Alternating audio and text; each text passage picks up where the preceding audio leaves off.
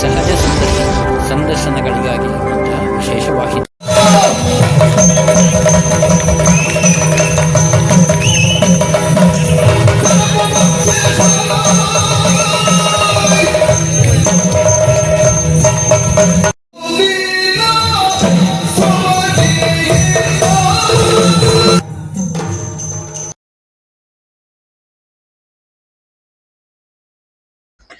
ವೀಕ್ಷಕರೇ ನಮಸ್ಕಾರ. ಶಿವಮೊಗ್ಗ ಕ್ಷಿತಿಜ ದಿನಪತ್ರಿಕೆ ಸಂಪಾದಕ ಹಾಗೂ ಸಹಜ ಸಂದರ್ಶನ ಚಾನೆಲ್ನ ವ್ಯವಸ್ಥಾಪಕ ಕೃಷ್ಣ ಬನ್ನಾರಿ ಮಾತಾಡ್ತಾ ಇದ್ದೀನಿ. ನಾವು ಈಗಾಗಲೇ ಹಲವಾರು ವ್ಯಕ್ತಿಗಳ ಸಂದರ್ಶನವನ್ನು ಮಾಡಿದ್ದೀವಿ ಹಾಗೂ ಅವ್ರ ಮೂಲಕ ಸಮಾಜಕ್ಕೆ ಜಾಗೃತಿ ಹಾಗೂ ಮಾಹಿತಿಯನ್ನು ನೀಡುವಂಥ ಕಾರ್ಯಕ್ರಮಗಳನ್ನ ಹಲವಾರು ಕಾರ್ಯಕ್ರಮ ಮಾಡಿದ್ದೀರಿ. ತಮ್ಮ ಮೆಚ್ಚುಗೆಯನ್ನು ಕೂಡ ವ್ಯಕ್ತಪಡಿಸಿದಿರಿ. ಇವತ್ತು ನಾವು ಕರಾವಳಿ ಹಾಗೂ ಉತ್ತರ ಕನ್ನಡ ಭಾಗದಲ್ಲಿ ಬಹಳ ಉತ್ತಮವಾದಂತಹ ಒಂದು ಕಲೆ ಹಾಗೂ ಸಾಕಷ್ಟು ಕಲಾ ರಸಿಕರನ್ನು ಹೊಂದಿರುವಂತಹ ಯಕ್ಷಗಾನ ಕಲೆಯಲ್ಲಿ ಬಹಳಷ್ಟು ಕಾಲದಿಂದ ಕಲಾವಿದರಾಗಿ ಕಾರ್ಯನಿರ್ವಹಿಸುತ್ತಿರುವಂತಹ ಹಾಗೂ ಜನ ಮೆಚ್ಚುಗೆಯನ್ನು ಗಳಿಸಿರುವಂತಹ ಯಕ್ಷ ಸಾಧಕ ಸೇರಿದಂತೆ ಹಲವಾರು ಪ್ರಶಸ್ತಿಗಳನ್ನು ಪಡೆದಿರುವಂತಹ ಶ್ರೀ ಜಲವಳ್ಳಿ ವಿದ್ಯಾಧರ ರಾವ್ ಅವರ ಜೊತೆಗೆ ನಾವು ಇವತ್ತು ಒಂದು ಸಣ್ಣ ಸಂವಾದವನ್ನ ನಡೆಸಲಿಕ್ಕಿದ್ದೀವಿ. ಶ್ರೀ ಜಲವಳ್ಳಿ ವಿದ್ಯಾಧರ ರಾವ್ ಅವರು ಮೂಲತಃ ಉತ್ತರ ಕನ್ನಡ ಜಿಲ್ಲೆಯ ಹೊನ್ನಾವರ ತಾಲೂಕಿನ ಜಲವಳ್ಳಿಯವರು. ಅವರ ತಂದೆ ಜಲವಳ್ಳಿ ವೆಂಕಟೇಶ್ವರರಾವ್ ಅವರು ಕೂಡ ಉತ್ತಮ ಕಲಾವಿದರಾಗಿ ಪ್ರೇಕ್ಷಕರನ್ನ ಗಮನ ಸೆಳೆದಿದ್ರು. ಈಗ ಅವರ ಪುತ್ರ ಶ್ರೀ ಜಲವಳ್ಳಿ ವಿದ್ಯಾಧರ ರಾವ್ ಅವರು ನಮ್ಮ ಜೊತೆಗಿದ್ದಾರೆ. ಕಲಾವಿದರಿಗೆ ನಮಸ್ಕಾರ. ನಮಸ್ಕಾರ ಸರ್. ಇವತ್ತು ಶಿವಮೊಗ್ಗದ ಕುವೆಂಪು ರಂಗಮಂದಿರದಲ್ಲಿ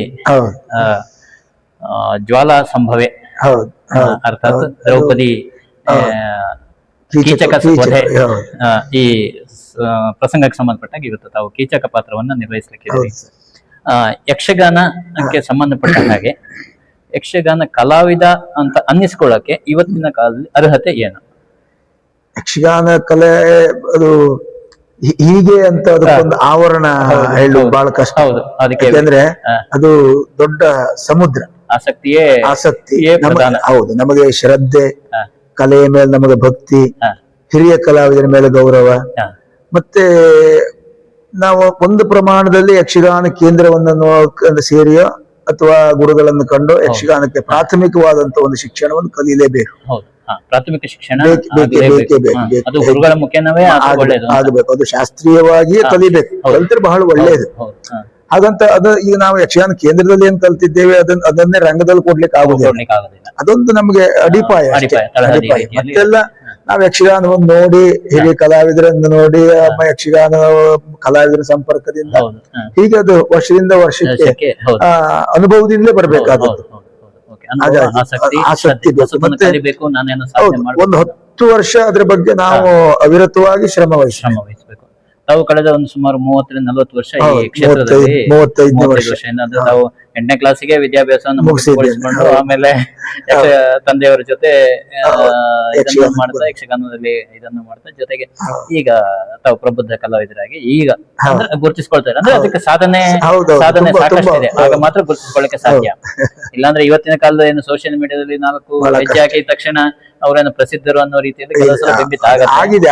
ಈಗ ಏನಾಗಿದೆ, ಈಗ ಪ್ರಚಾರ ಹೆಚ್ಚಾಗಿದೆ. ಹೌದು, ಅದು ಮೊದಲು ಒಂದು 20 ವರ್ಷದ 15 ವರ್ಷದ ಹಿಂದೆ ಈ ರೀತಿ ಪ್ರಚಾರ ಇರಲಿಲ್ಲ. ಈ ಫೇಸ್ಬುಕ್, ವಾಟ್ಸಪ್ ಅಲ್ಲೆಲ್ಲ ಈ ಪ್ರಚಾರ ಇರಲಿಲ್ಲ. ಎಲ್ಲೋ ಪೇಪರು, ಎಲ್ಲೋ ಅಪರೂಪಕ್ಕೆ ಟಿವಿ, ಯಕ್ಷಗಾನದ ವಲಯದಲ್ಲೇ ಪ್ರಚಾರ ಇರ್ತದೆ. ಈಗ ಏನಾಗಿದೆ, ಒಬ್ಬ ಕಲಾವಿದ ಅಂತ ನಮ್ಗೆಲ್ಲ ಯಕ್ಷಗಾನದಲ್ಲಿ ನಾವು ಮೇಳದಲ್ಲಿ ಇದ್ದೇವೆ ಅಂತ ಸರಿಯಾಗಿ ಕಾಣಿಸ್ಕೊಳ್ಳುವಾಗ ಸಾಧಾರಣ 10-12 ವರ್ಷ ಇವತ್ತಿನ ಕಾಲದಲ್ಲಿ 2-3 ದಿವಸದಲ್ಲೇ ಸ್ಟಾರ್ ಕಲಾವಿದರಾಗ್ತಾರೆ. ಆದ್ರೆ ಅಂತಹ ದಿಢೀರ್ ಪ್ರಚಾರದ ಕಲಾವಿದರು ಉಳ್ಕೊಳ್ಳಲ್ಲ, ಕ್ಷೇತ್ರದಲ್ಲಿ ಉಳ್ಕೊಳ್ಳೋದು ಕಷ್ಟ. ಅದು ಶತಸಿದ್ಧ ಅದು ಅಲ್ವಾ? ಯಾಕಂದ್ರೆ ಯಕ್ಷಗಾನ ಇರ್ಲಿ, ಯಾವುದೇ ಕಲೆ ಇರ್ಲಿ, ಅಲ್ಲಿ ನಿಜವಾದ ಕಲಾವಿದ ಅಂತ ಇರ್ತಾನೆ. ಅವನಲ್ಲಿ ಕಲೆ ಇದ್ರೆ ಇರ್ತಾನೆ. ಮತ್ತೆ ಈ ಅಲ್ಪ ಪ್ರಚಾರಗಳು, ಈ ಕ್ಷಣಿಕವಾದ ಪ್ರಚಾರಗಳು, ಇದೆಲ್ಲ ಯಾವ ಕಲೆಯಲ್ಲೂ ಶಾಶ್ವತವಾಗಿ ಇರೋದಿಲ್ಲ. ಜೊಳ್ಳೇನುಂಟು ಹಾರೋಗ್ತದೆ, ಗಟ್ಟಿ ಇದ್ದ ಕಾಳು ಉಳ್ಕೊಳ್ತದೆ. ಇವತ್ತಿನ ಕಾಲದಲ್ಲಿ ಏನು ಅಂದ್ರೆ ಇವತ್ತಿನ ತಾಂತ್ರಿಕ ಕಾಲ ಅಂದ್ರೆ ಬೇರೆ ಬೇರೆ ಉದ್ಯಮ, ಇವತ್ತಿನ ಯಾಂತ್ರಿಕ ಜಗತ್ತು, ಈ ದೊಡ್ಡ ದೊಡ್ಡ ಸಿಟಿಗಳು ಬೆಳೀತಾ ಇರೋದು, ಈ ಹಂತದಲ್ಲಿ ಕೆಲವು ಕಲೆಗಳಿಗೆ ಪ್ರೋತ್ಸಾಹ ಕಡಿಮೆ ಆಗ್ತಾ ಇದೆ ಅಂತ ಒಂದು ಮಾತಿದೆ. ಆದ್ರೆ ಯಕ್ಷಗಾನದಲ್ಲಿ ನಾನು ಗಮನಿಸಿದ ಹಾಗೆ ವಿಶೇಷವಾಗಿ ಕರಾವಳಿ ಕ್ಷೇತ್ರದಲ್ಲಿ ಹೌದು. ಇನ್ನು 20 ವರ್ಷಗಳ ಕಾಲ ಕೆಲವು ಹರಕೆ ಆಟಗಳು ಬುಕ್ಕಿಂಗ್ ಆಗಿದ್ದಾವೆ, ಆಟಗಳು ಸಿಗ್ತಾ ಇಲ್ಲ ಅನ್ನೋ ಏನಿದೆ. ಈ ವ್ಯವಸ್ಥೆ ಒಂದು ಆಶ್ಚರ್ಯ ಅನ್ಸಲ್ವಾ? ಇಲ್ಲ ಸರ್, ಅದು ಕೆಲವರದೆಲ್ಲ ಒಂದು ತಪ್ಪು ಅಭಿಪ್ರಾಯ. ಅದು ನಾವು ಹೇಳಿದ್ರೆ ಏನಾಗ್ತದೆ, ಮೀಡಿಯಾದಲ್ಲಿ ಈಗ ನಾವು ಇವತ್ತು ಇಲ್ಲೊಂದು ಮಾತಾಡ್ತೇವೆ, ಹೌದು, ಅದಕ್ಕೆ ಯಾರೋ ಏನೋ ಕಮೆಂಟ್ ಆಗ್ತಾರೆ, ಹೌದೌದು, ಅದಕ್ಕೆ ಸಾವಿರಾರು ಜನ ಬೇಡದೇ ಇದ್ದಿದ್ದು ಅಂತ ಹೇಳ್ತಾರೆ. ಈ ವಾಸ್ತವ ವಿಷಯ ಹಾಗಿಲ್ಲವೇ ಇಲ್ಲ. ಯಕ್ಷಗಾನ ಕಲೆಗೆ ಯಾವ ಕಾಲಕ್ಕೂ ಅಳಿವು ಅನ್ನೋದು ಇಲ್ಲವೇ ಇಲ್ಲ. ಕಲಾವಿದರಿಗಂತೂ ಈಗ ಪರ್ವಕಾಲ. ನೀವು ನೋಡ್ತಾ ಇರಬಹುದು, ಈಗ ಮೀಡಿಯಾದಲ್ಲೆಲ್ಲ ನೋಡಿ ಎಷ್ಟು ಯಕ್ಷಗಾನಗಳು, ಯಕ್ಷಗಾನ ಕಲಾವಿದರಿಗೆ ಒಂದು ದಿವಸ ಪುರುಸೊತ್ತಿಲ್ಲ. ನಾವು ನೋಡಿ ನಿನ್ನೆ ಬೆಂಗಳೂರು, ಇವತ್ತು ಶಿವಮೊಗ್ಗ, ನಾಳೆ ಮತ್ತೆ ಹೊನ್ನಾವರ. ಅಂದ್ರೆ ಒಂದು ಬೇಡಿಕೆ ಇದ್ದ ಕಲಾವಿದ. ಮೊದ್ಲೊಂದು 20 ವರ್ಷದಿಂದಲೇ ಏನಾಗಿತ್ತು ಅಂದ್ರೆ, ತುಂಬಾ ಬೇಡಿಕೆ ಇದ್ದ ಡೇರೆ ಮೇಳದ ಕಲಾವಿದರಿಗೆ ಮಾತ್ರ ಮಳೆಗಾಲದಲ್ಲಿ ಆಟ ಇತ್ತು. ಈಗ ಆ ಪರಿಸ್ಥಿತಿ ಇಲ್ಲ, ಎಲ್ಲಾ ಕಲಾವಿದರಿಗೂ ಆಟಗಳು. ಈಗ ಮಂದರ್ತಿ ಅಂತ ಮೇಳದಲ್ಲಿ ನೋಡಿ, ಮಳೆಗಾಲದಲ್ಲೂ ಆಟ, ಬೇಸಿಗೆಯಲ್ಲೂ ಆಟ. ಇಷ್ಟು ಆಟ ಮಾಡಿಯೂ ಇನ್ನೊಬ್ಬ ಈಗ ಹರಕೆ ಹೇಳ್ಕೊಂಡ್ರೆ ಇನ್ನು 25 ವರ್ಷ ಕಾಯ್ಬೇಕು. ಕಟೀಲ್ ಮೇಳ 7 ಮೇಳ ಇತ್ತು, ಅಂತದ್ರಲ್ಲಿ ಅಲ್ಲಿ 15 ವರ್ಷ ಕಾಯ್ಬೇಕು. ಈಗ 25 ವರ್ಷವರೆಗೆ ಅಂದ್ರೆ ಒಂದು ಬುಕ್ಕಿಂಗ್ ಆಗಿದೆ, ಅದು ಇದು. ಕಲಾವಿದರ ಲಭ್ಯತೆ ಯಾವ ಪ್ರಮಾಣ ಆಗ್ತದೆ? ಈಗ ಏನಾಗಿದೆ ಅಂದ್ರೆ, ಮೊದಲಿನ ರೀತಿಯಲ್ಲಿ ಸ್ವಲ್ಪ ಗಟ್ಟಿ ಕಲಾವಿದರ ತಯಾರಾಗ್ತಾ ಇಲ್ಲ. ಅದು ಒಂದೇ ಬೇಜಾರು ಬಿಟ್ಟರೆ ಯಕ್ಷಗಾನಕ್ಕೆ ಇರ್ತದೆ. ಕಲಾವಿದರು ಬರ್ತಾರೆ.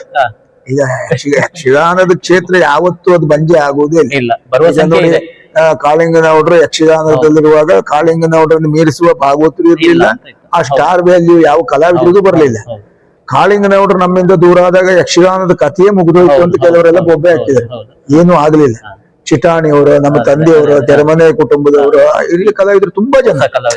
ಅಂದ್ರೆ ಆ ಕಾಲಕ್ಕೆ ಅವರು ಸ್ಟಾರ್ಗಳು. ಆ ಕಾಲಕ್ಕೆ ಜನ ನೆಕ್ಸ್ಟ್ ಜನರೇಷನ್ ಗೆ ಯಾರು ಬರ್ತಾರೋ ಜನರು ಅದನ್ನೇ ಸ್ವೀಕಾರ ಮಾಡ್ತಾರೆ. ಈಗ ಕಲಾವಿದರಾಗಿ ಮಾಡ್ತಾರೆ. ಮತ್ತೆ ಕಲಾವಿದರಾಗಿ ನಮಗೂ ಗೊತ್ತುಂಟು, ಈ ಮೊದಲಿನ ಯಕ್ಷಗಾನದ ಒಂದು ರುಚಿ ಒಂದು 25-50 ವರ್ಷದ ಹಿಂದಿನ ಕಲಾವಿದರು ಕೊಡುವ ಪ್ರದರ್ಶನದ ಗುಣಮಟ್ಟ ಈಗ ನಮ್ಮ ಹತ್ರ ಕೊಡ್ಲಿಕ್ಕೆ ಆಗ್ತಾ ಇಲ್ಲ. ಈಗ ಉದಾಹರಣೆಗೆ ಶಂಭು ಹೆಗಡೆಯವರು, ಚಿಟ್ಟಾಣಿಯವರು, ನಮ್ಮ ತಂದೆಯವರು, ಅವರೆಲ್ಲ ಪಾತ್ರದಲ್ಲಿ ತಲ್ಲೀನರಾಗಿ ಕೊಡ್ತಾ ಇದ್ರು. ಈಗ ಶಂಭು ಹೆಗಡೆಯವರ ರಾಮ, ನಮ್ಮ ತಂದೆಯವರ ಶನೀಶ್ವರ, ಚಿಟ್ಟಾಣಿಯವರು ಕೌರವ, ಕೀಚಕ, ಅದೆಲ್ಲ ಒಂದು ಸುವರ್ಣ ಯುಗ. ಈಗ ನಮ್ಮ ಹತ್ರ ಆ ಮಟ್ಟದಲ್ಲಿ ಕೊಡ್ಲಿಕ್ಕೆ ಆಗ್ತಾ ಇಲ್ಲ. ಈಗ ಕಲಾವಿದರಾಗಿ ನಮಗೆ ಗೊತ್ತುಂಟು, ಆ ಮಟ್ಟದ ಯಕ್ಷಗಾನ ಪ್ರದರ್ಶನ ಇಲ್ಲ ಈಗ, ಹಳೆಯ ತಲೆಮಾರಿನ ಇಲ್ಲ. ಅದಕ್ಕೆ ಕಾರಣ ಎಂತ ಕೇಳಿದ್ರೆ, ಈಗಿನ ಪ್ರೇಕ್ಷಕ ವರ್ಗವೂ ಹೌದು, ಈಗಿನ ಮೋಸ್ತನ ಬಯಸೋದು. ಈಗ ಏನಾಗಿದೆ, ಬರೀ ಕಲಾ ಅಂತ ಹೇಳ್ಕೊಂಡು ನಾವು ಕಥೆಯನ್ನೇ ಮಾಡ್ತಾ ಇದ್ರು, ಅದು ಜನರಿಗೆ ಖುಷಿ ಆಗುತ್ತೆ. ಈಗ ಸ್ವಲ್ಪ ಬೇರೆ ಬೇರೆ ರಾಜಕೀಯ ವಿಷಯಗಳು, ವಾಸ್ತವ ವಿಷಯಗಳನ್ನೆಲ್ಲ ಹೇಳಬೇಕು. ನಾನು ಅದೇ ವಿಷಯಕ್ಕೆ ಬರ್ಬೇಕು ಅಂತ ಪೌರಾಣಿಕ ಕಥಾಭಾಗಗಳು ಪ್ರಮುಖವಾಗಿ ಹಿಂದಿನ ಕಾಲದಲ್ಲಿ ಈಗ ಏನಾಗ್ತದೆ, ಸಾಮಾಜಿಕ ಕಥಾಭಾಗಗಳು ಜೊತೆಗೆ ಜಾತಿಯ ಕೆಲವು ಸಲ ಜಾತಿ ವರ್ಗಕ್ಕೆ ಸಮುದಾಯಕ್ಕೆ ಸಂಬಂಧಪಟ್ಟ ಕಥೆಗಳು ಯಕ್ಷಗಾನದಲ್ಲಿ ಬರ್ತಾ ಇಲ್ಲ. ಇದು ಎಷ್ಟು ಮಟ್ಟಿಗೆ ಸ್ವೀಕೃತ ಅಂತ? ಉದಾಹರಣೆಗೆ ಹೊಸತೋಟ ಮಂಜಾನ ಭಾಗವತರು ಹಲವು ಕಾರ್ಯಕ್ರಮಗಳಲ್ಲಿ ಇದನ್ನ ಪ್ರಸ್ತಾಪ ಮಾಡ್ತಾ ಇದ್ದಾರೆ. ಈ ರೀತಿ ಆಗ್ಬಾರ್ದು ಅದು ಅಂತ. ಏನಂತೀರಿ ನೀವು? ಇಷ್ಟು ವರ್ಷದ ಎಕ್ಸ್ಪೀರಿಯನ್ಸ್ ಅಲ್ಲಿ, ಅನುಭವದಲ್ಲಿ ಏನಂತೀರಿ? ಅದು ಸ್ವೀಕೃತವ?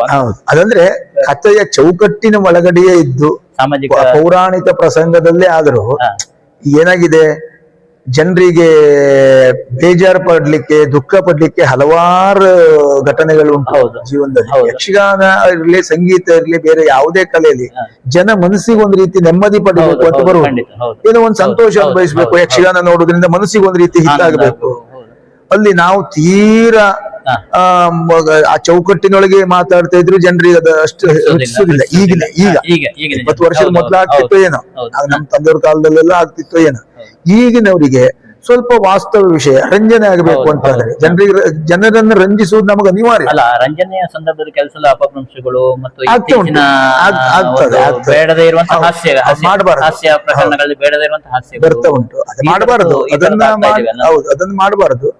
ಆದ್ರೆ ಒಂದು ಕಥೆಯ ಚೌಕಟ್ಟಿನಲ್ಲಿ ಕಥೆಗೆ ಲೋಪ ಆಗದೆ ಇದ್ದಾಗೆ, ಉದಾಹರಣೆಗೆ ಈಗ ಯಾವುದೋ ಈ ವರ್ಷ ನಡೀತಾ ಇರುವ ರಾಜಕೀಯ ವಿದ್ಯಮಾನಗಳು, ನಾವು ಮಹಾಭಾರತ ರಾಮಾಯಣ ಕಾಲದಲ್ಲಿ ಯಾವುದೋ ಒಂದು ಘಟನೆಯನ್ನ ಹೇಳುವಾಗ ಅದನ್ನ ಅಲ್ಲಿಗೆ ಸ್ವಲ್ಪ ಅದು ನೆನಪಾಗುವಾಗ ಹೇಳ್ಬಹುದು ಬಿಟ್ಟರೆ, ಅದು ತೀರಾ ಅಸಂಬದ್ಧ ಆಗೋ ರೀತಿಯಲ್ಲಿ, ಕತೆಗೆ ಹೊಡೆತ ಆಗೋ ರೀತಿಯಲ್ಲಿ ಈಗಿನ ವಾಸ್ತವ ಒಂದು ರಾಮಾಯಣಕ್ಕೆ ನಾವು ತರಬಾರ್ದು. ಅದು ಎಲ್ಲ ಒಂದ್ಸಾರಿ ಜನರಿಗೆ ಏನಾಗ್ಬೇಕು, ಇದು ಈಗಿನ ಘಟನೆ ಹೇಳದ ಹಿಂಗೆ ಅಂತ ಒಂದು ಕಲ್ಪನೆ ಇರುತ್ತೆ, ಅದಕ್ಕೆ ತೊಂದರೆ ಆಗ್ಬಾರ್ದು. ಆಗದೇ ಇದ್ದ ರೀತಿಯಲ್ಲಿ ಬಳಸಿಕೊಳ್ಳುವುದರಿಂದ ಇರುವುದರಿಂದ ಅದೇನು ದೊಡ್ಡ ದೋಷ ಅಲ್ಲ. ಆದ್ರೆ ಅದನ್ನೇ ಹೆಚ್ಚಾಗಿ ಮಾಡೋದ್ರಿಂದ ಕತೆಗೆ ಮೂಲ ತೊಂದರೆ ಆಗುತ್ತೆ. ಖಂಡಿತ. ಇನ್ನೊಂದು, ಈ ಅವತ್ತು ಒಂದು 20-25 ವರ್ಷದ ಹಿಂದೆ ಇದ್ದ 10 ರೂಪಾಯಿ ಟಿಕೆಟಿನ ವ್ಯವಸ್ಥೆಗೂ ಇವತ್ತು 350 ರೂಪಾಯಿ ಟಿಕೆಟಿನ ವ್ಯವಸ್ಥೆಗೂ ಯಕ್ಷಗಾನ ದಾಟ್ತಾ ಬಂದಿದೆ, ಸಹಜವಾಗಿ ದಾಟ್ತಾ ಬಂದಿದೆ. ಕಲಾವಿದರಿಗೆ ಇದರಿಂದ ಏನಾದ್ರು ವೈಯಕ್ತಿಕವಾಗಿ ಉಪಯೋಗ ಆಗಿದೆ? ವೈಯಕ್ತಿಕವಾಗಿ ಅಂದ್ರೆ ಕಲಾವಿದರಿಗೆ ಈಗ ಮೊದಲಿನ ರೀತಿಯಲ್ಲಿ ಇಲ್ಲ. ಈಗ ಒಳ್ಳೊಳ್ಳೆ ಈಗ ಸ್ಟಾರ್ ಕಲಾವಿದರಿಗೆ ಒಳ್ಳೆ ಸಂಬಳ ಇದೆ, ಒಳ್ಳೆ ಸಂಬಳ ಇದೆ, ಒಳ್ಳೆ ವರ್ಷ ಪೂರ್ತಿ ಆಟ ಇದೆ. ಹೌದೌದು, ಕುಟುಂಬ ನಿರ್ವಹಣೆ ಮಾಡೋದು. ಹೌದು, ಈಗ ನಮ್ಮ ತಂದೆಯವ್ರ ಕಾಲದಲ್ಲೆಲ್ಲ ಯಕ್ಷಗಾನಕ್ಕೆ ಹೋಗಿದ್ರೆ ಎಲ್ಲೋ ಹೋಗ್ಬೇಕಿತ್ತು, ಎಲ್ಲೋ ಲಾರಿಯೋ ಬಸ್ ಹಿಡ್ಕೊಂಡು ಬರ್ಬೇಕಿತ್ತು. ಈಗೆಲ್ಲ ನಮಗೆಲ್ಲ ಆ ಪರಿಸ್ಥಿತಿ ಇಲ್ಲ, ಸ್ವಂತ ಕಾರ್ ಇದೆ. ಈಗ ಹೆಚ್ಚಿನ ಕಲಾವಿದರಲ್ಲಿ ಬಯಲಾಟ, ಬೇರೆ ಮೇಳದ ಯಾವುದೇ ಕಲಾವಿದರಿರಲಿ, ಹೆಚ್ಚಿನ ಕಲಾವಿದರ ಹತ್ರ ಈಗ ಕಾರ್ ವ್ಯವಸ್ಥೆ, ಬದುಕು ಕಟ್ಟಿಕೊಳ್ಳುವಷ್ಟು ವ್ಯವಸ್ಥೆ ಇದೆ. ಇನ್ನು ಅವ್ರವ್ರ ಗಣಾಚಾರ ಅವ್ರ ಕೈಯಾರ ಹಾಳು ಮಾಡ್ಕೊಂಡದಕ್ಕೆ ಯಕ್ಷಗಾನ ಹೊಣೆ ಅಲ್ಲ. ಮತ್ತು ಯಕ್ಷಗಾನ ಒಬ್ಬ ಕಲಾವಿದ ತನ್ನ ಯಕ್ಷಗಾನದ ಮೇಲೆ ಶ್ರದ್ಧೆ ಇದ್ದು, ಕಲೆಯ ಮೇಲೆ ಭಕ್ತಿ ಇದ್ದು, ಮೇಳದ ಬಗ್ಗೆ ಹಿತ ಇದ್ದು, ಸಹ ಕಲಾವಿದರ ಜೊತೆಯಲ್ಲಿ ಒಳ್ಳೆ ಸೌಹಾರ್ದತೆಯ ಬದುಕನ್ನು ಕಂಡವ ಖಂಡಿತ ಯಕ್ಷಗಾನ ಕಲಾವಿದ ಸಂತೃಪ್ತನಾಗಿದ್ದಾನೆ. ಮುಂದೆಯೂ ಒಳ್ಳೆಯ ಭವಿಷ್ಯ ಇದೆ. ಹಾಗಂತ ಇದರಲ್ಲಿ ಈಗ ಹಲವಷ್ಟು ರಾಜಕೀಯ ಉಂಟು, ಯಕ್ಷಗಾನ ಕಲಾವಿದರಿಗೆ ಬಹಳ ಗೊಂದಲ ಉಂಟು. ನಮ್ಮ ಕಲಾವಿದರಲ್ಲಿಯೇ ರಗಳೆ ಅದು ತುಂಬಾ ಉಂಟು, ಆಗಿದೆ. ಆದ್ರೆ ಎಲ್ಲದಕ್ಕಿಂತ ಮುಖ್ಯವಾಗಿ ಪ್ರೇಕ್ಷಕರು ಯಕ್ಷಗಾನ ಕಲಾವಿದರು ಬೆನ್ನಿಗಿದ್ದಾರೆ ತುಂಬಾ ಜನ. ಈಗ ಹೌದೌದು, ಕಷ್ಟದಲ್ಲಿದ್ದರು ನೋಡಿ, ಎಷ್ಟೋ ಜನರಿಗೆ ಮನೆ ಆಯ್ತು. ಅವ್ರು ಯಕ್ಷಗಾನಕ್ಕೆ ಬರದೆ ಸಾಧಾರಣ ಬೇರೆ ಇದ್ರಲ್ಲಿದ್ರೆ ಆ ಮನೆಯೆಲ್ಲ ಮಾಡ್ಕೊಳ್ಳೋದು ಬಹಳ ಕಷ್ಟ.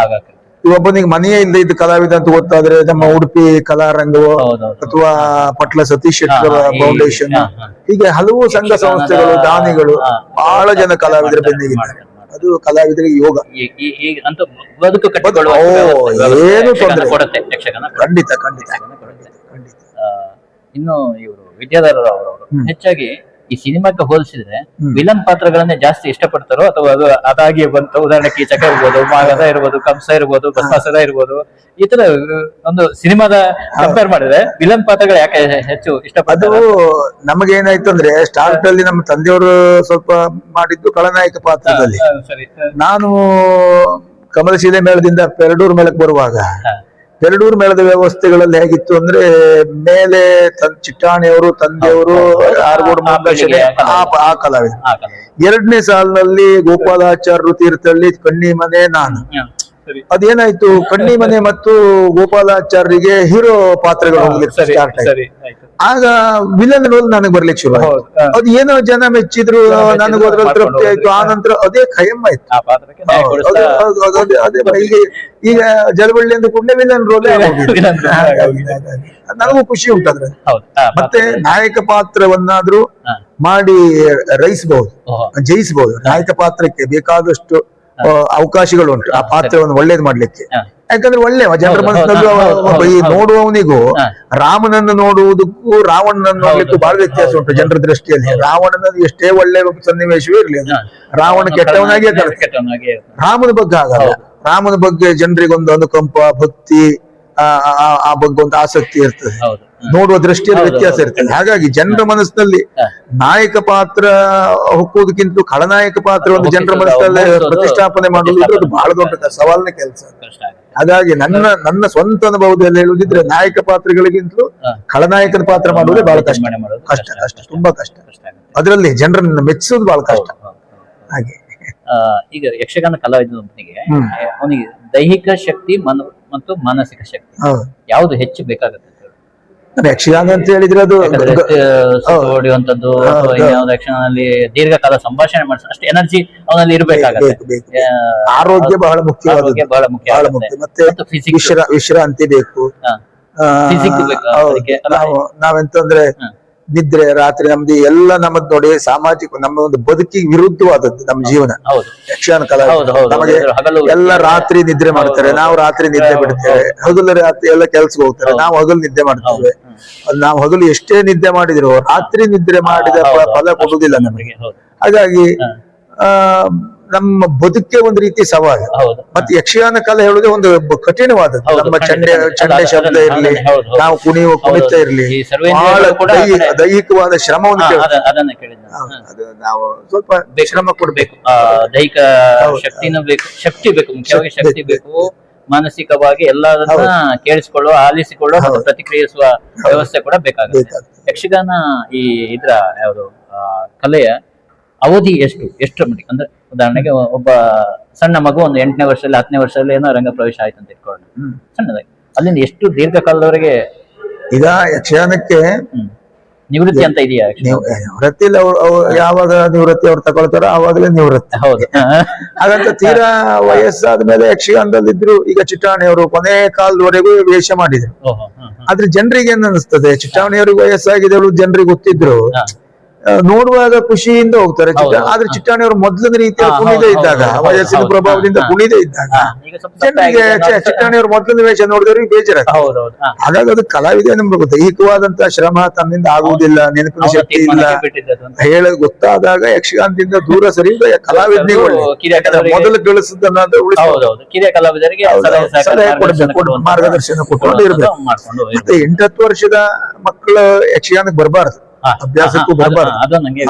ಯಾಕಂದ್ರೆ ಈಗ ಎಲ್ಲೋ ಹವ್ಯಾಸಕ್ಕೆ ವೇಷ ಮಾಡಬಹುದು, ಈಗ ಶಾಲೆಯಲ್ಲೋ ಬೇರೆ ಎಲ್ಲೋ ಊರಿನ ಕಾರ್ಯಕ್ರಮದಲ್ಲೂ ಈಗ 1-2 ದಿವಸ ಕಲಿತು ಸುಮ್ಮನೆ ಒಂದು ಖುಷಿಗಾಗಿ ವೇಷ ಮಾಡಬಹುದು. ಬಿಟ್ರೆ ಯಕ್ಷಗಾನವನ್ನೇ ವೃತ್ತಿಯಾಗಿ ಸ್ವೀಕಾರ ಮಾಡುವ ಆ ಪ್ರಾಯದಲ್ಲಿ ಬರಬಾರದು. ಅದರಿಂದ ಒಂದು ಶಿಕ್ಷಣ ಹೋಗ್ತದೆ.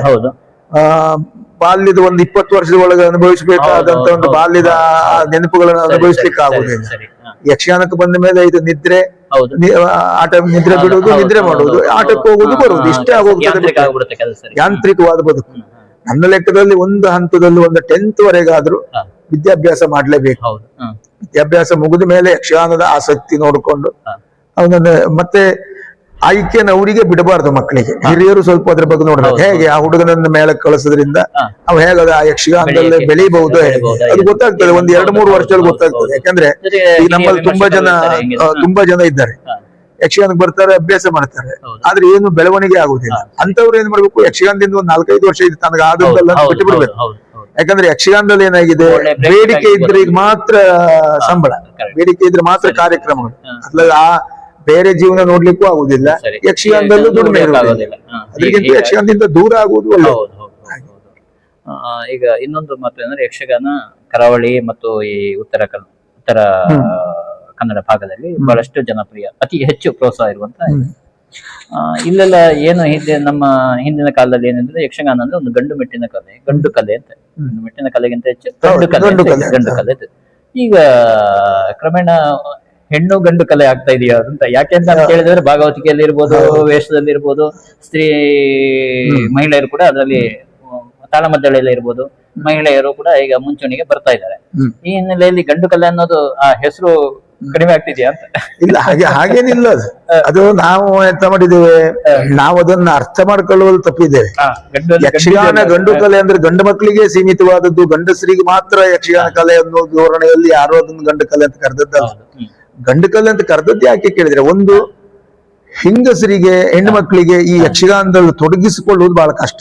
ಯಾಕಂದ್ರೆ ದಿವಸದಿಂದ ದಿವಸಕ್ಕೊಂದು ಊರಿಗೆ ಹೋಗ್ಬೇಕು, ರಾತ್ರಿ ನಿದ್ದೆ ಬಿಡ್ಬೇಕು, ದೈಹಿಕವಾದಂತಹ ಶ್ರಮ ಕೊಡಬೇಕು.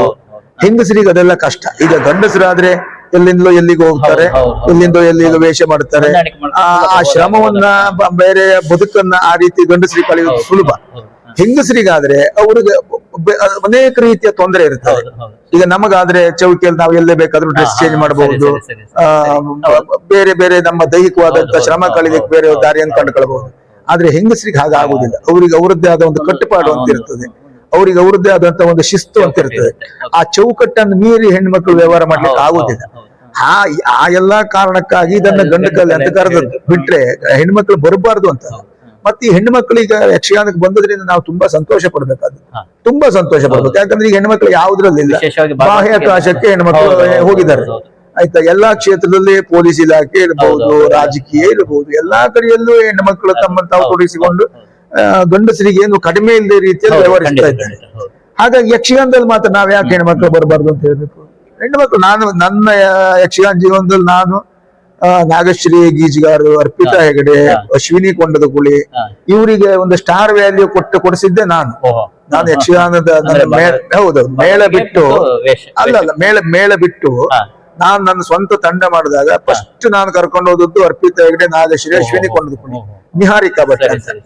ಆಯ್ತಾ, ಅಲ್ಲಿವರೆಗೆ ನಮ್ಮ ಬಡಗತಿಟ್ಟಿನಲ್ಲಿ ಯಕ್ಷಗಾನದ ಅಷ್ಟು ಈ ರೀತಿಯಂತ ತೊಡಗಿಸಿಕೊಳ್ಳಿಲ್ಲ. ಎಲ್ಲೋ ಚಿಟ್ಟಾಣಿಯವ್ರ ಕಾಲದಲ್ಲಿ ಮೋಹಿನಿ ಪಾತ್ರ ಮಾಡ್ಲಿಕ್ಕೆ ಬಂದದ್ದೆಲ್ಲ ಬಿಟ್ರೆ, ತೆಂಕನಲ್ಲಿ ಲೀಲಾವತಿ ಭಯಪಡ್ತಾ ಇರೋದು ಅವರೆಲ್ಲ ಬಂದದ್ದು ಬಿಟ್ರೆ ಈ ಒಂದು ಸ್ಟಾರ್ ವ್ಯಾಲ್ಯೂ ಬರ್ಲಿಲ್ವಾ? ಅದನ್ನ ನಾವ್ಯಾವಾಗ ನನ್ನ ತಂಡದಲ್ಲಿ ಕಾರ್ಯಕ್ರಮ ಕೊಡ್ಲಿಕ್ಕೆ ಪ್ರಾರಂಭ ಮಾಡಿದ್ದು, ಅದು ಹೆಣ್ಮಕ್ಳ ಪ್ರದರ್ಶನ ಜನರಿಗೆ ಖುಷಿ ಆಯ್ತು. ನಮಗ್ ದಿವಸ 2-3 ಕಾರ್ಯಕ್ರಮ, ಒಂದು ದಿವಸ ಕೂರಿಸೋತಿಲ್ಲ. ಅಲ್ಲಿಂದ ಹೆಣ್ಣು ಮಕ್ಕಳ ಶಾಖೆ ಪ್ರಾರಂಭ ಆಯ್ತು. ಅದ ನಂತರ ಬಿಡಿ, ಈಗ ಒಳ್ಳೊಳ್ಳೆಯವರು ಮಯೂರಿ ಉಪಾಧ್ಯಾಯರು ಇರಬಹುದು, ನಮ್ಮ ಸಿರ್ಸಿ ನಿರ್ಮಲ ಹೆಗಡೆ ಇರಬಹುದು, ಚಿಂತನ ಹೆಗಡೆ ಇರಬಹುದು. ಆದ್ರೆ ಹೆಣ್ಣು ಮಕ್ಕಳಿಗೆ ಏನಂತ ಹೇಳಿದ್ರೆ, ಅದು ಒಂದು ಗಂಡು ಕಲೆ ಅನ್ನೋದಕ್ಕಿಂತಲೂ ಒಂದು ಶಿಸ್ತು, ಒಂದು ಕಟ್ಟುಪಾಡು, ಒಂದು ಯಕ್ಷಗಾನದ ಚೌಕಟ್ಟು, ಆ ವ್ಯಾಪ್ತಿ ಒಳಗಡೆ ಹೆಣ್ಣು ಮಕ್ಕಳು ಇರ್ಬೇಕು.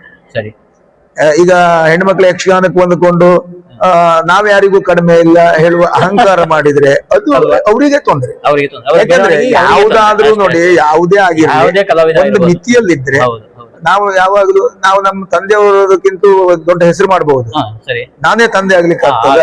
ಆಗುದಿಲ್ಲ. ನಮ್ಮ ಅಜ್ಜನಿಗಿಂತ ನನ್ನ ಅಪ್ಪಯ್ಯ ದೊಡ್ಡ ಹೆಸರು ಮಾಡಬಹುದು, ಆದ್ರೆ ಅಜ್ಜ ಅಪ್ಪಯ್ಯ ಆಗ್ಲಿಕ್ಕೆ ಆಗುದಿಲ್ಲ. ಅಪ್ಪಯ್ಯನೇ, ಅಜ್ಜ ಅಜ್ಜನೇ, ನಾನೇ.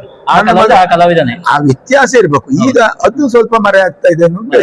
ಮತ್ತೆ ನೋಡುವ ಪ್ರೇಕ್ಷಕರು ಹೆಣ್ಣು ಮಕ್ಕಳನ್ನ ನಾವು ಹೆಣ್ಣು ಮಕ್ಕಳಾಗೆ ಸ್ವೀಕಾರ ಮಾಡ್ಬೇಕು, ಗಂಡು ಕಲಾವಿದರನ್ನ ಗಂಡಾಗೆ ಸ್ವೀಕಾರ ಮಾಡ್ಬೇಕು. ಈಗ ಗಂಡಸರ ಸ್ವರ ತ್ರಾಣ ಮತ್ತೆ ದೈಹಿಕವಾದ ಶ್ರಮ ಹೆಣ್ಣು ಮಕ್ಕಳಿಗೆ ಆಗುದಿಲ್ಲ.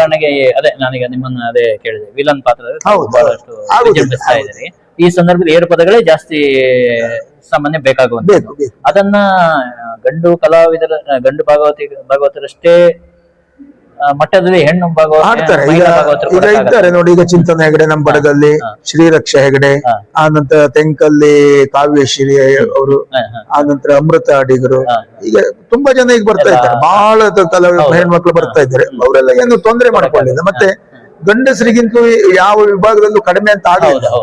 ಸ್ವರದ ತ್ರಾಣಗಳು ಅದು ಸ್ವಲ್ಪ ನಮ್ಮ ಯಕ್ಷಗಾನದಲ್ಲಿ ಗಂಡಸರ ಸ್ವರ ಕೇಳಿ ಕೇಳಿ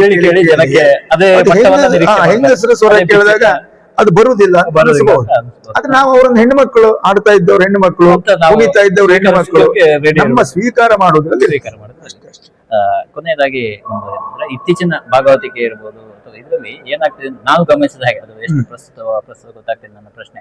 ನಂಗೆ ಅನಿಸ್ತಾ ಇರೋದು, ಈ ಸಿನಿಮಾ ಗೀತೆಗಳು ಕೂಡ ಭಾಗವತಿಕೆಯಲ್ಲಿ ಬಂದು ಅದನ್ನ ಯಕ್ಷಗಾನಕ್ಕೆ ಅದನ್ನ ಜೋಡಿಸುವಂತದ್ದು, ಪ್ರಸಂಗಗಳು ಕೂಡ ಹಾಗೆ ಅದನ್ನು ಕೂಡ ಯಕ್ಷಗಾನಕ್ಕೆ ಜೋಡಿಸುವಂತ ಈ ತರದ್ದು ಆಗ್ತಾ ಇದೆಯಲ್ಲ, ಇದು ಆಗ್ಬಾರದು ಅಂತ ಒಂದು ಅನ್ಸೋದಿಲ್ವಾ? ಅಂದ್ರೆ ನನ್ನ ಸಿನಿಮಾ ಗೀತೆಗಳನ್ನ ಇರ್ಬೋದು, ಇನ್ಯಾವುದೋ ಉದಾಹರಣೆಗೆ ಇದು ಮುಗುದೆ ಪದ, ಮುನಿಸುತ್ತರವೇ ಮುಗುದೆ, ಈ ತರದ ಇದೆಲ್ಲ ಒಂಥರ ಸಿನಿಮಾ ಹಾಡುಗಳು ಅಥವಾ ಭಾವಗೀತೆಗಳು. ಈ ಗೀತೆಗಳನ್ನ ಸಿನಿಮಾಗೆ ಇದು ಯಕ್ಷಗಾನ ತಂದು ಹಾಡ್ತಾರೆ, ಅದನ್ನ ಪ್ರಸಂಗದೊಳಗೆ ತುರುಕಿಸ್ತಾರಲ್ವಾ ಅಂತ. ಅದು ಏನಾಗಿದೆ ಅಂದ್ರೆ, ಈಗ ಜನರಿಗೆ ಹೊಸ್ತು ಕೊಟ್ಟು ಕೊಟ್ಟು ಕೊಟ್ಟು ಕೊಟ್ಟು ಕೊಟ್ಟು ಬೇರೆ ಏನು ಕೊಡ್ಲಿಕ್ಕಿಲ್ಲ. ಆಗ ಇದನ್ನೆಲ್ಲ ಕೊಡುವುದು ಅನಿವಾರ್ಯ ಆಗಿದೆ. ಆಗಬಾರದು. ನಾವೇನ್ ಮಾಡ್ಬೇಕು, ಸಿನಿಮಾ ಹಾಡಿದ ರಾಗವನ್ನು ಬಳಸ್ಕೊಳ್ಬಹುದು, ಆ ಥಿಯರಿಯನ್ನು ಬಳಸ್ಕೊಳ್ಬಹುದು, ಅದನ್ನೇ ಡಿಟ್ಟ ಕಾಪಿ ಮಾಡಬಾರ್ದು. ಅಂದ್ರೆ ಅದನ್ನೇ ಬಟ್ಟಿ ಇಳಿಸಿದಾಗ ಅದನ್ನೇ ನಾವು ರಂಗ ಕೊಡಬಾರ್ದು. ನಮ್ದು ಯಕ್ಷಗಾನ ಶೈಲಿಯಲ್ಲಿ ನಾವು ಅದನ್ನು ಬಳಸ್ಕೊಂಡು ಬೇಕಾದಷ್ಟು ದಾರಿ ಉಂಟು. ಮತ್ತೆ ಯಕ್ಷಗಾನಕ್ಕೆ ಬೇಕಾದ ಯಕ್ಷಗಾನದ್ದೇ ಆದ ರಾಗಗಳುಂಟು, ಯಕ್ಷಗಾನದ್ದೇ ಆದ ತಾಳಗಳುಂಟು, ಯಕ್ಷಗಾನದ್ದೇ ಆದ ಭಾವಗಳುಂಟು. ಅದನ್ನೇ ಬಳಸ್ಕೊಳ್ಳುವುದು ಬಹಳ ಒಳ್ಳೆಯದು. ಆದ್ರೆ ಡೇರೆ ಮೇಳಗಳೆಲ್ಲ ಏನ್ ಮಾಡಿದ್ರು, ಡೇರೆ ಮೇಳದ ಯಜಮಾನರುಗಳೆಲ್ಲ ಜನರನ್ನ ಆಕರ್ಷಣೆ ಮಾಡ್ಲಿಕ್ಕೆ, ಮೇಳ ಉಳಿಸ್ಕೊಳ್ಳಿಕ್ಕೆ, ಇದೆಲ್ಲ ಹಲವು ಕಾರಣದಿಂದ ಸಿನಿಮಾ ಕತೆ ಕೊಡ್ಲಿಕ್ಕೆ ಹೋದ್ರು, ಸಿನಿಮಾ ಹಾಡು ಕೊಡ್ಲಿಕ್ಕೆ ಜನ ಅದನ್ನು ಸ್ವೀಕಾರ ಮಾಡಿದ್ರು. ಅದು ಅತಿ ಆಗ್ತಾ ಹೋಯ್ತು. ಈಗ ಅಷ್ಟು ಮಾಡಿಯೂ ಈಗ ಟೆಂಟ್ ಮೇಳಗಳಿಲ್ಲ. ಇರುವುದು 2 ಸಾಲಿಗ್ರಾಮ. ಅದು ಬಹಳ ಕಷ್ಟದ ಪರಿಸ್ಥಿತಿ ನಡೀತಾ ಉಂಟು. ಟೆಂಟ್ ಮೇಳ ನಡೆಸೋದು ಬಹಳ ಕಷ್ಟ ಇದೆ. ಹಾಗೆ ಅದನ್ನ ಟೆಂಟ್ ಮೇಳಕ್ಕೆ ಅನಿವಾರ್ಯ. ಬಯಲಾಟದ ಮೇಳಗಳು ಅದನ್ನ ಮಾಡಬಾರ್ದು. ಅದು ಶುದ್ಧ ಸಂಪ್ರದಾಯದ ಯಕ್ಷಗಾನವನ್ನೇ ಮಾಡ್ಬೋದು. ಅಷ್ಟು ಹೇಳಿ ಸಂಪ್ರದಾಯ ಅಂತ ಏನು ಕೇಳಿದ್ರೆ ಯಾರಿಗೂ ಗೊತ್ತಿಲ್ಲ. ಈ ಬರೆಯುವವರು ಹೇಳುವವರು ಎಲ್ಲರೂ ಹೇಳ್ತಾರೆ ಸಂಪ್ರದಾಯದ ಅಂತ ಇರ್ಬೇಕಿತ್ತು, ಇದು ಯಕ್ಷಗಾನ ಸಂಪ್ರದಾಯ ಅಲ್ಲ. ಹಾಗಾದ್ರೆ ಸಂಪ್ರದಾಯ ಅಂದ್ರೆ ಎಂತ ಹೇಳಿ ಯಾರಿಗೂ ಗೊತ್ತಿಲ್ಲ. ಒಟ್ಟೆಲ್ಲ ಹೇಳುದು ಸಂಪ್ರದಾಯ ಅಂತ. ಆದ್ರೆ ಇದೆಲ್ಲ ನಿಜವಾದ ಈ ಸಿನಿಮಾ ಹಾಡುಗಳು, ಭಾವಗೀತೆಗಳು, ಈ ಗಾನ ಅದೆಲ್ಲ ಅದಕ್ಕೂ ಮತ್ತೆ ಕಾರಣ ಎಂತ ಕೇಳಿದ್ರೆ ಇತ್ತೀಚೆಗೆ ಏನಾಯ್ತು, ನಾಟ್ಯ ವೈಭವ, ಗಾನ ವೈಭವ ಅದು ಜಾಸ್ತಿ ಜನರಿಗೆ ಒಂದ್ 2 ತಾಸಿನಲ್ಲಿ ಒಂದು ಯಕ್ಷಗಾನದ ಮನರಂಜನೆ ರೂಪಕದ ಆದ್ರಿಂದ ಅದು ಗಾನ ವೈಭವಕ್ಕಷ್ಟೇ ಸೀಮಿತ ಆಗಿರ್ಬೇಕು. ಯಕ್ಷಗಾನ ರಂಗಸ್ಥಳಕ್ಕೆ ಪ್ರಸಂಗದೊಳಗೆ ಅದನ್ನ ಪ್ರಯತ್ನಗಳಾಗಬಾರದು ಅಂತ. ಈಗ ಒಟ್ಟಾರೆ ಹೊಸ ಕಲಾವಿದರು ಯಕ್ಷಗಾನ, ಈಗ ಕಲಾವಿದರು ನೀವು ಆಗ್ಲೇ ಒಂದು ಪ್ರಸ್ತಾಪವನ್ನು ಮಾಡಿದ್ರಿ, ಕಲಾವಿದರ ಮಧ್ಯೆ ಒಂದಿಷ್ಟು ರಾಜಕೀಯಗಳು, ಒಂದಿಷ್ಟು ವ್ಯವಸ್ಥೆಗಳು ಇತ್ತೀಚೆಗೆ ಕೂಡ ನಾನು ಉಲ್ಲೇಖ ಮಾಡೋದಿಲ್ಲ ಇಲ್ಲಿ. ಇತ್ತೀಚೆಗೆ ಕೂಡ ಒಂದು ಪುಸ್ತಕದ ಬಗ್ಗೆ ಕೂಡ ಒಂದಿಷ್ಟು ವಿವಾದಗಳಾಯ್ತು. ತಾವು ಕೂಡ ಬಹುಶಃ ಪತ್ರಿಕಾಗೋಷ್ಠಿಯಲ್ಲೆಲ್ಲ ತಾವು ಇದ್ರಿ ಅಂತ ನಂಗೆ ಮಾಹಿತಿ, ಉತ್ತರ ಕನ್ನಡದಲ್ಲಾಗಿದ್ದು. ಮತ್ತೆ ಅದನ್ನ ವಾಪಸ್ ತಗೊಳ್ಳುವಂತದೆಲ್ಲ ಆಯ್ತು. ಅಲ್ಲಿ ಎಲ್ಲರೂ ಕಲಾವಿದರು ಮತ್ತೆ ಒಟ್ಟು ಸೇರಿದ್ರಿ ಅಂತ ಅನ್ಕೊಂಡಿದೀನಿ. ಎಲ್ಲರೂ ಒಂದು ರೀತಿಯ ರಾಜ್ಯ ರೀತಿಯಲ್ಲಿ ಅದನ್ನ ಮಾಡ್ತಿದ್ರಿ. ಈ ತರ ಇದು ಆಗ್ಬೇಕಾದ್ರೆ ನಿಜವಾದ ಇದು ಯಕ್ಷಗಾನ ಹಿರಿಮೆಯನ್ನ ಉಳಿಸ್ಕೊಳ್ಳುವಂಥದ್ದು, ಇಂತಹ ರಾಜಿಗಳು ಒಟ್ಟಿಗೆ ಸೇರುವಂತ ಮತ್ತೆ ಒಟ್ಟು ಸೇರಿ ಯಾವುದೋ ಒಂದು ಸಣ್ಣ ಸಮಸ್ಯೆಯನ್ನ ದೊಡ್ಡದು ಮಾಡ್ಕೊಂಡು ಇಡೀ ಜೀವನ ಪೂರ್ತಿ ಮಾಡೋದಲ್ಲ. ಇದು ಬೇರೆ ರಂಗಗಳು ನಡೆಯುತ್ತೆ. ಬಟ್ ಯಕ್ಷಗಾನದಲ್ಲಿ ಅದನ್ನ ನಿಜವಾಗಿಯೂ ಎಲ್ಲಾ ಕಲಾವಿದರು ಒಂದು ರೀತಿಯಲ್ಲಿ ಪ್ರೌಢಿಮೆಯನ್ನ ಮೆರೆದಿದ್ದಾರೆ ಅನ್ಕೊಂತೀನಿ ನಾನು ಈ ವಿಷಯಕ್ಕೆ ಸಂಬಂಧಪಟ್ಟ ಹಾಗೆ. ಇಂತಹ ರಾಜಕೀಯ ಇದನ್ನ ಎಲ್ಲವನ್ನ ಬದಿಗೊತ್ತಿ ಮುಂದಿನ ಹೊಸ ಕಲಾವಿದರಿಗೆ ಏನು ಹೇಳ್ತೀರಿ? ಈ ತರದ್ದು ಬಂದಾಗ, ಪರಿಸ್ಥಿತಿಗಳು ಬಂದಾಗ, ಅಥವಾ ಅವರೊಳಗೆ ಏನೋ ಒಂದು ಸಮಸ್ಯೆಗಳು ಬಂದಾಗ ಯಾವ ತರ ಹೊಸ ಕಲಾವಿದರಿಗೆ ಏನು ಸಲಹೆ ಕೊಡಕ್ಕೆ ಇಷ್ಟಪಡ್ತೀರಿ? ಒಂದಿಷ್ಟು ಕಲಾವಿದರಿಗೆ ಏನಾಗಿದೆ, ಈ ಇತ್ತೀಚೆಗೆ ಒಂದಿಷ್ಟು ಅಭಿಮಾನಿಗಳು, ಒಂದಿಷ್ಟು ಅಭಿಮಾನಿ ಬಳಗ, ಸರಿ ಆಯ್ತಾ, ಅದು ಏನಾಗಿದೆ, ಕೆಲವಷ್ಟು ಯಕ್ಷಗಾನಕ್ಕೆ ಬಹಳ ಒಳ್ಳೇದಾಗಿದೆ, ಕೆಲವಷ್ಟು ಅಭಿಮಾನಿಗಳಿಂದಲೇ ಯಕ್ಷಗಾನ ಹಾಳಾಗ್ತಾ ಉಂಟು. ನನ್ನ ಸ್ವಂತ ಅನುಭವ. ಯಾಕಂದ್ರೆ ಈಗ ಕಲಾವಿದರಲ್ಲಷ್ಟು ವೈಮನಸ್ಸು ಇರುವುದಿಲ್ಲ. ಅದನ್ನು ದೊಡ್ಡ ಮಾಡುವುದು, ನೀ ಯಾಕೆ ಮಾಡ್ಬೇಕು, ಇರುವ ಅಭಿಮಾನಿಗಳು ಆಯ್ತಾ, ನೀನ್ ಯಾಕೆ ಅವನ ಜೊತೆಗೆ ಮಾಡ್ಬೇಕು, ಅವನಿಗೆ ಆ ರೀತಿ ತಿರುಗಳದ್ನಲ್ಲ, ಈ ರೀತಿಯ ಗೊಂದಲಗಳನ್ನು ಅಭಿಮಾನಿಗಳನ್ನು ಸೃಷ್ಟಿ ಮಾಡಬಾರ್ದು. ಮತ್ತೆ ಕಲಾವಿದರು ಏನ್ ಮಾಡ್ಬೇಕು ಕೇಳಿದ್ರೆ, ಪ್ರೇಕ್ಷಕರಿಗೆ ಏನ್ ಬೇಕು ಅದನ್ನ ನಾವು ಕೊಡ್ತಾ ಹೋಗಿ ನಾವು ಟೊಳ್ಳಾಗುವುದಲ್ಲ. ನಾವು ಏನನ್ನು ಕೊಡ್ತೇವೆ ಒಳ್ಳೆ ರೀತಿಯಲ್ಲಿ ಅದನ್ನ ಪ್ರೇಕ್ಷಕರು ಒಪ್ಪು ರೀತಿಯಲ್ಲಿ ನಮ್ಮ ಪ್ರದರ್ಶನ ಕೊಡ್ಬೇಕು. ಈಗ ಪ್ರೇಕ್ಷಕರು ನಾವು ಬಯಸ್ತಾ ಹೋದ್ರೆ ನಾಳೆ ದಿವಸ ಯಕ್ಷಗಾನದಲ್ಲಿ ಕ್ಯಾಬರೆ ಡ್ಯಾನ್ಸ್ ಮಾಡಿದ್ರು ಪ್ರೇಕ್ಷಕರು ಚಪ್ಪಳೆ ಆಗ ನಾವು ಕ್ಯಾಬರೆ ಡ್ಯಾನ್ಸ್ ಮಾಡಿದ್ರೆ ಯಕ್ಷಗಾನ ಉಳಿತದ? ಅದು ಮಾಡಬಾರ್ದು. ನಾವು ಏನ್ ಮಾಡ್ಬೇಕು, ನಮ್ಮ ಯಕ್ಷಗಾನದ ಮಿತಿಯಲ್ಲಿ, ಯಕ್ಷಗಾನದ ವ್ಯಾಪ್ತಿಯಲ್ಲಿ, ನಮ್ದು ಯಕ್ಷಗಾನದ ಒಂದು ಚೌಕಟ್ಟಿನಲ್ಲಿ ಪ್ರೇಕ್ಷಕರನ್ನು ನಮ್ಮತ್ತ ನಾವು ಎಳೆಯುವ ಪ್ರಯತ್ನ ಮಾಡ್ಬೇಕು. ಈಗ ಏನಾಗಿದೆ, ಇತ್ತೀಚೆಗೆ ಬರುವ ಹುಡುಗರೆಲ್ಲ ಎಂತಾಗಿದೆ ಕೇಳಿದ್ರೆ, ಒಂದ್ ದಿವಸ ಯಕ್ಷಗಾನ ಕಲ್ತ್ರು, 2ನೇ ದಿವಸ ವೇಷ ಮಾಡಿದ್ರು, 3ನೇ ದಿವಸ ಬಂದಾಗ ದೊಡ್ಡ ವೇಷವೇ ಕೇಳಿದ್ರು. ನಮ್ಮಲ್ಲಿ ಆ ಲೆಕ್ಕದಲ್ಲಿ ತೆಂಕಿನ ಕಲಾವಿದರು ಮೆಚ್ಚಬೇಕು. ಒಂದು ಸಣ್ಣ ಪಾತ್ರವನ್ನು ಬಹಳ ಅತ್ಯುತ್ತಮವಾಗಿ ಮಾಡ್ತಾರೆ, ಮೇಕಪ್ ಇಂದ ಹಿಡಿದು ರಂಗಸ್ಥಳದಲ್ಲಿವರೆಗೆ. ಹೌದು, ನಮ್ ಬಡಗತಿಟ್ಟಿನಲ್ಲಿ ಏನಾಗಿದೆ ಕೇಳಿದ್ರೆ ಸೈಡ್ ವೇಷಗಳೇ ಇಲ್ಲ. ಉದಾಹರಣೆಗೆ ಈಗ ಗದಾಯುದ್ಧ ಆದ್ರೆ ಕೌರವ, ಭೀಮ, ಕೃಷ್ಣ, ಧರ್ಮರಾಯ ಮುಗೀತು. ಮತ್ತೆ ಅರ್ಜುನ, ನಕುಲ, ಸಹದೇವ ಇಲ್ಲವೇ ಇಲ್ಲ. ಮಾಡ್ಲಿಕ್ಕೆ ಜನ ಬರುವುದಿಲ್ಲ, ಸೈಡ್ ಪಾತ್ರಗಳು ಬರುವುದಿಲ್ಲ, ಸೈಡ್ ವೇಷಗಳಿಗೆ ಜನ ಇರುವುದಿಲ್ಲ. ಇದೆಲ್ಲ ಸಮಸ್ಯೆಗಳು. ಕಲಾವಿದ ಯಾವಾಗಲೂ ಗೋಪಾಲ ವೇಷದಿಂದ ಪ್ರಾರಂಭ ಮಾಡಿ, ಮೊದಲೆಲ್ಲ ಹಾಗೆ ಇತ್ತು, ಗೋಪಾಲ ವೇಷ, ಒಡ್ಡೋಲಗ, ಆ ನಂತರ ಸೈಡ್ ವೇಷಗಳಾದ ನಂತರ ಯಾರೋ ಬರದೇ ಇದ್ದ ಅನುಪಸ್ಥಿತಿಯಲ್ಲಿ ಒಳ್ಳೊಳ್ಳೆ ವೇಷಗಳು, ಒಳ್ಳೆ ವೇಷಗಳನ್ನ ಅವ ದಕ್ಸ್ಕೊಂಡಾದ್ರೆ ಅವ ಒಬ್ಬ ಸ್ಟಾರ್ ಕಲಾವಿದ. ಈಗ ಅದು ಯಾವುದಿಲ್ಲ. ಈಗ ಕಲ್ತ್ ಬಂದವ ಮೊದ್ಲು ಮಾಡುದೇ ಗದಾಯುದ್ಧದ ಕೌರವ, ಕೀಚಕ. ಅದು ಅನುಭವದ ಕೊರತೆ. ಈಗ ಹೆಚ್ಚಿನ ಕಲಾವಿದರಲ್ಲಿ ಅನುಭವ ಇಲ್ಲ, ಪುಸ್ತಕ ಓದುದಿಲ್ಲ, ಮತ್ತೆ ಪುರಾಣದ ಬಗ್ಗೆ ಎಂತದ್ದು ಗೊತ್ತಿಲ್ಲ. ಎಲ್ಲೋ ಯೂಟ್ಯೂಬ್ ಅಲ್ಲಿ ಒಂದು ವೇಷ ಬಂದು ಕೂಡ ಈಗ ಮತ್ತೊಂದು ಕಾಯಿಲೆ ಶುರುವಾಗಿದೆ ಕಲಾವಿದರಿಗೆ. ಇತ್ತೀಚಿನ ಯಾವುದೋ ಒಂದು ಹೊಸ ವೇಷ, ಯಾವ ವೇಷ ಕೊಟ್ಟರು ಮಾಡ್ತಾರೆ. ನಾನು ಇವತ್ತಿಗೂ ದಶರಥ ಮಾಡ್ಲಿಲ್ಲ, ಆಯ್ತಾ, ಅಂದ್ರೆ ಕೆಲವು ವೇಷಗಳನ್ನು ಹಾಗೆ ಇಟ್ಕೊಂಡಿದ್ದೆ, ಅದು ಆ ಪ್ರಾಯಕ್ಕೆ ಮಾಡ್ಬೇಕು ಅಂತ. ಈಗೇನಾಗಿದೆ, ನೀವು ದಶರಥ ಆದ್ರೆ ದಶರಥ ಯಾವ್ದು ಬೇಕಾದ್ರೂ ಕೊಡಿ. ಇವತ್ತವ 2 ವರ್ಷ ಮೇಳಕ್ಕೆ ಬಂದು 2 ವರ್ಷ ಆಗದಾಗಿದ್ರು ದಶರಥನೋ, ಕೀಚಕನೋ, ಕೌರವ ಯಾವ್ದಾದ್ರು ಮಾಡ್ತಾರೆ. ಬರುವಾಗ ಒಂದು ಯೂಟ್ಯೂಬ್ ನೋಡ್ಕೊಂಡು, ಯೂಟ್ಯೂಬ್ ಅಲ್ಲಿ ಯಾರ್ಯಾರು ಏನೇನ್ ಮಾಡಿದಾರೆ ಅದಷ್ಟೇ ಇವ್ ಯಾರಿಗ ಬಾಯಿಗೆ ಬಂದದ್ದನ್ನು ಅದನ್ನೇ ಕಂಠಪಾಠ ಮಾಡೋದು, ಅದು ಸಾಕಾಗುದಿಲ್ಲ. ಅದೇ ಅನುಭವದಿಂದ ಸುದೀರ್ಘವಾದ ಅನುಭವ ಬೇಕು, ತಿರುಗಾಟ ಆಗ್ಬೇಕು, ಹಲವು ಕಲಾವಿದರ ವೇಷ ನೋಡ್ಬೇಕು, ಎಲ್ಲಾ ಪಾತ್ರಗಳನ್ನು. ಈಗ ಒಂದು ಗದಾಯುದ್ಧ ಪ್ರಸಂಗ, ಅದರಲ್ಲಿ ಬರೀ ಕೌರವ ಭೀಮ ಮಾತ್ರ ಮಾಡುವುದು ಕಲ್ತರಾಗಲಿಲ್ಲ. ಅರ್ಜುನ, ನಕುಲ, ಸಹದೇವ, ಕೃಷ್ಣ, ಅಶ್ವತ್ಥಾಮ, ಧರ್ಮರಾಯ, ಈ ಎಲ್ಲಾ ಪಾತ್ರಗಳನ್ನು ಮಾಡಿ ಕೊನೆ ಗದಾಯುದ್ಧ ಕೌರವನ್ ಮಾಡಬೇಕು. ಈಗ ಆಗಲ್ಲ, ಮೊದ್ಲು ಗದಾಯುದ್ಧದ ಕೌರವನ್ನೇ ಮಾಡೋದು ಬರೋದು. ಅದು ಯಕ್ಷಗಾನದ ಬೆಳವಣಿಗೆಗೆ, ಕಲಾವಿದನ ಬೆಳವಣಿಗೆಗೆ ಕುಂಠಿತ ಆಗ್ತಾವ. ಹಾಗಾಗಿ ಬರುವ ಹುಡುಗರು ಆದಷ್ಟು ಸಣ್ಣ ಪಾತ್ರಗಳನ್ನು ಮಾಡಬೇಕು. ಪ್ರಚಾರದ ಬೆನ್ನಿಗೆ ಹೋಗ್ಬಾರ್ದು. ನಾವ್ ಯಾವಾಗಲೂ ಪ್ರಚಾರದ ಬೆನ್ನಿಗೆ ನಾವು ಬೀಳ್ಬಹುದು. ನಮ್ಮ ಬೆನ್ನಿಗೆ ನಮ್ಮದು ಒಳ್ಳೇದಾದ್ರೆ ಪ್ರಚಾರ ತನ್ನಿಂದ ತಾನೇ ಬರ್ತದೆ, ಖಂಡಿತ ಬರ್ತದೆ. ಜನ ಎಲ್ಲೂ ನಮ್ಮನ್ನು ಬಿಟ್ಕೊಡುದು. ನಾವು ಒಳ್ಳೆ ಪ್ರದರ್ಶನ ಕೊಟ್ರೆ, ನಮ್ದು ಅಭಿನಯದಲ್ಲಿ ಒಳ್ಳೆತನ ಇದ್ರೆ, ಅದು ಜನ ಮೆಚ್ಚುವ ರೀತಿಯಲ್ಲಿ ಇದ್ರೆ ಖಂಡಿತ ಪ್ರೇಕ್ಷಕರು ನಮ್ಮ ಹತ್ರ ಬಂದೇ ಬರ್ತಾರೆ. ಅದಕ್ಕೆ ಯಾವ ಅನುಮಾನ ಬೇಡ. ವೀಕ್ಷಕರೇ, ಜಲವಳ್ಳಿ ವಿದ್ಯಾಧರ ರಾವ್ ಬಹಳ ಹಿರಿಯ ಕಲಾವಿದರು. ನಮ್ಮ ಜೊತೆ ಯಾವುದೇ ಮುಜುಗರ ಜಿಲ್ಮೆ ಇಲ್ಲದೆ ನಮ್ಮ ಹತ್ರ ಇಷ್ಟು ಹೊತ್ತು ನಮ್ಮ ಹತ್ರ ಮಾತಾಡಿದ್ದಾರೆ. ಯಾವುದೇ ಹಮ್ಮು ಬೆಮ್ಮೆ ಇಲ್ಲದೆ ಇಂಥ ಮೇರು ಕಲಾವಿದ ಇವತ್ತು ನಮ್ಮ ಒಂದು ಸಣ್ಣ ಚಾನೆಲ್ಗೆ ಎಂಟ್ರಿ ಕೊಟ್ಟಿದ್ದಾರೆ. ನಿಜವಾಗಿ ಅವರನ್ನ ಈ ಒಂದು ಅವರ ಒಂದು ಮನಸ್ಥಿತಿ ಇದೆಯಲ್ಲ, ಅದು ನಿಜವಾಗಿ ಮೆಚ್ಚಿಕೊಳ್ಳುವಂಥದ್ದು ಮತ್ತು ಹೊಸ ಕಲಾವಿದರಿಗೆ ಅದು ಮಾದರಿ ಆಗುವಂಥದ್ದು. ಖಾಲಿ ಯಕ್ಷಗಾನ ಅಂತಲ್ಲ, ಎಲ್ಲ ಕಲಾವಿದ ಕಲಾಕ್ಷೇತ್ರ ಏನಿದೆ ಅಲ್ಲಿರುವ ಎಲ್ಲ ಕಲಾವಿದರು ಕೂಡ ಅವರ ಒಂದು ಇದು ಏನು ಜೊತೆಗೆ ಬಂದಿರುವಂತದ್ದು ಮಾದರಿ. ಅದನ್ನ ಎಲ್ಲಾ ಕಲಾವಿದರು ಅಳವಡಿಸಿಕೊಳ್ಳುವುದು ಇವತ್ತಿನ ನಿಜವಾದ ಅಗತ್ಯ. ಈ ಹಿನ್ನೆಲೆಯಲ್ಲಿ ಇವತ್ತು ನಮ್ಮ ಈ ವಾಹಿನಿಗೆ ಅವರು ಸಂದರ್ಶನ ಕೊಟ್ಟಿದ್ದಾರೆ. ಅವರಿಗೆ ಹೃತ್ಪೂರ್ವಕವಾದ ಧನ್ಯವಾದಗಳನ್ನು ನಿಮ್ಮ ಪರವಾಗಿ ಹಾಗೂ ನಮ್ಮ ಪರವಾಗಿ ನಮಸ್ಕಾರ. ನಮಸ್ಕಾರ. ಸಹಜ ಸಂದರ್ಶನಗಳಿಗಾಗಿ ವಿಶೇಷ ವಾಹಿನಿ